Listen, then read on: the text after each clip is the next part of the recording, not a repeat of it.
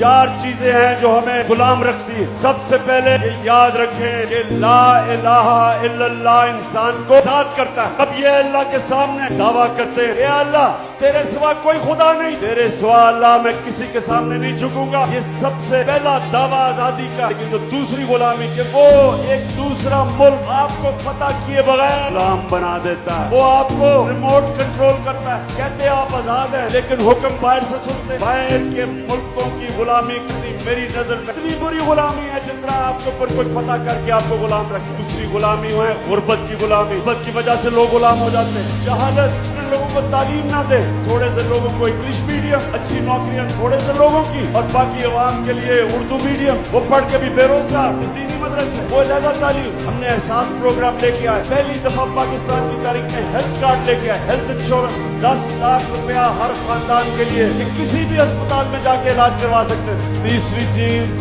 ذہنی آزادی، درونی آزادی۔ نوجوانوں یاد رکھیں، کبھی کوئی انسان بڑا انسان نہیں بن سکتا جب تک وہ آزاد نہیں ہوتا۔ ان کو علامہ اقبال نے کہا کہ اقبال کا شاہین ہوتا ہی ہے جو آزاد ہوتا ہے، تبھی وہ اوپر جاتا ہے، تبھی اس کی پرواز باقیوں سے اوپر ہوتی ہے کہ زنجیریں توڑ رہتا ہے۔ زنجیریں ٹوٹتی ہیں لا الہ الا اللہ سے، وہ آزاد کرتا ہے انسان کو۔ اس لیے مدینہ کی ریاست میں وہ عرب جن کی کوئی حیثیت نہیں تھی، میرے نبی صلی اللہ علیہ وسلم نے کو آزاد کر کے، دنیا کی تاریخ شاہد ہے اتنا بڑا انقلاب آیا اور انہوں نے چند سالوں میں دنیا کی امامت کی۔ قرآن میں اللہ کہتا ہے کہ میں کبھی کسی قوم کی حالت نہیں بدلتا جب تک وہ قوم خود اپنی حالت بدلنے کی کوشش نہ کرے۔ اور پھر آخری غلامی وہ ہے ظلم کے بت کی، ظلم کے بت سے آزاد ہونا۔ پاکستانیوں، جب تک ایک معاشرے میں انصاف نہیں آتا، جب تک قانون کی بالادستی نہیں ہوتی، تب تک ایک معاشرے کے اندر قانون کی حکمرانی یعنی کہ طاقتور اور کمزور کے لیے ایک قانون نہیں بنتا جس کو رول آف لا کہتے، کوئی معاشرہ ترقی نہیں کر سکتا۔ میں نے ساری دنیا میں ایسے ملک دیکھے ہر مسائل کے باوجود غربت میں ڈوبے ہوئے ہیں کیونکہ وہاں انصاف نہیں۔ جب میرے نبی صلی اللہ علیہ وسلم نے کہا کہ تمہارے سے پہلے بڑی قومیں تباہ ہوئی، طاقتور کے لیے ایک قانون، طاقتور چوری کرے تو اس کو NRO،